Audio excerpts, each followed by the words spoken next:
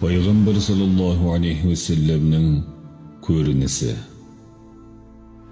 Орта бойлы, түсі ақ қызыл, жүзі бидай түстес, алдына қарап жүретін, екі желкесінің арасы кең, алақаны мен табаны толық бұлшық етті.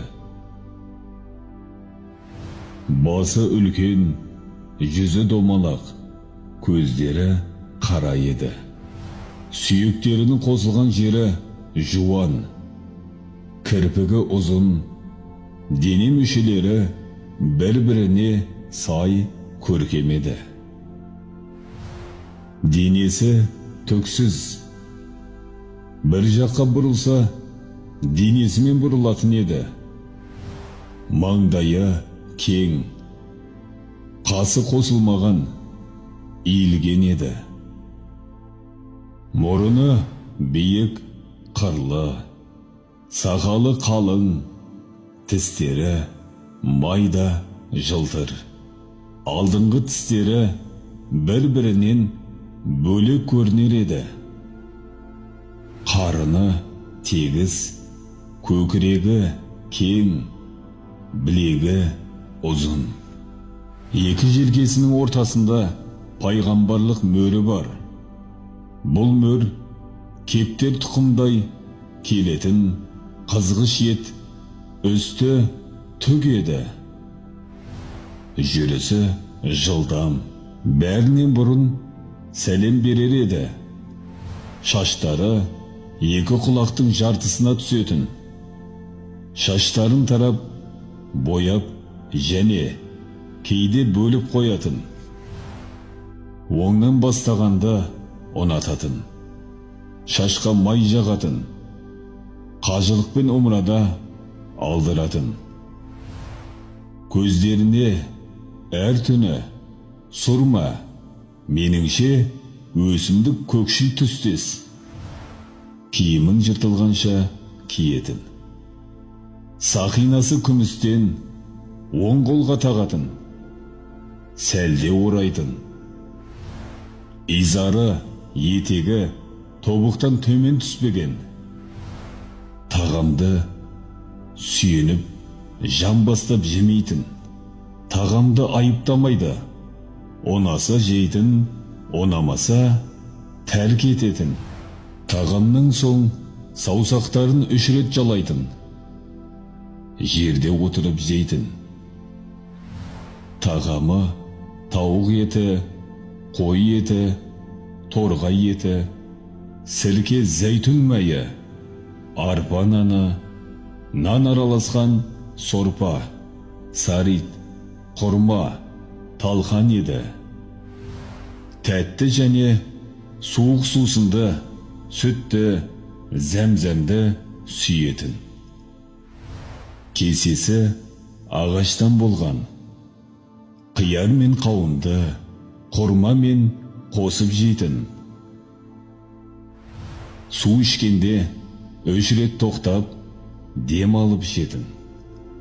Иіс сулар үшін арнайы ыдысы бар еді. Бірер затқа ишара еткісі келсе, бүкіл алақанымен ишара ететін. 7 қылышы болған.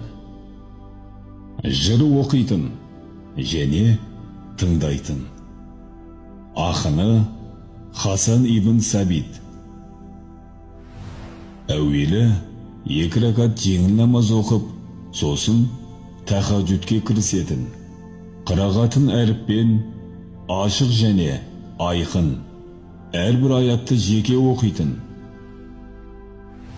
Құранды біреуден естуді ұнататын. Төсегі теріден, ішіне құрма ағашының қабығы салынған еді. Сахабалар ол кісіні күтіп алу үшін орындарынан тұрмайтын.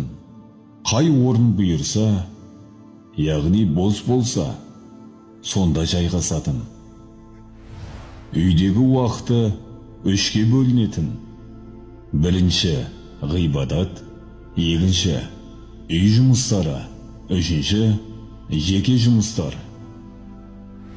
Өзіне ертең үшін азық-түлік алып қоймайтын, киімдерін өзі қарайтын, жамайтын, қой сүтін өзі сауатын, сары түсті сүймейтін, ешкімді ұрмаған, өзі кедей тұрса да, садақасы патшалардан да асып түсетін, сыйлық алатын, сияпат беретін, хадияларды мұқтаждарға беретін,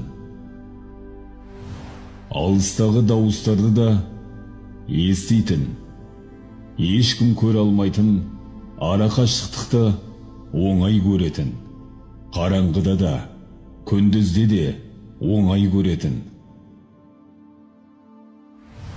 айқын, қысқа, анық сөйлейтін, әркімнің ақылына қарап әңгіме айтатын, әзілдеріне жалған қосылмаған, күлкісі өте әдемі болған, алғашқы көрген адамды мысы басатын, мәміле танытқан соң бәрі оны жақсы көріп қалатын, түйе, ат мінетін,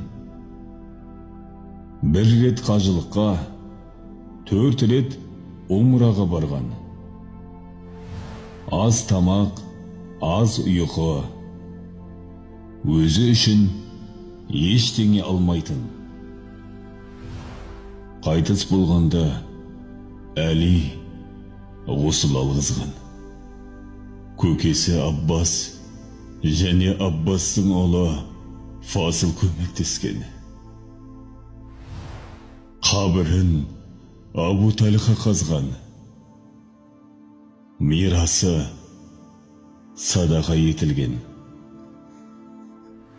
Бұл хадистерден алынған.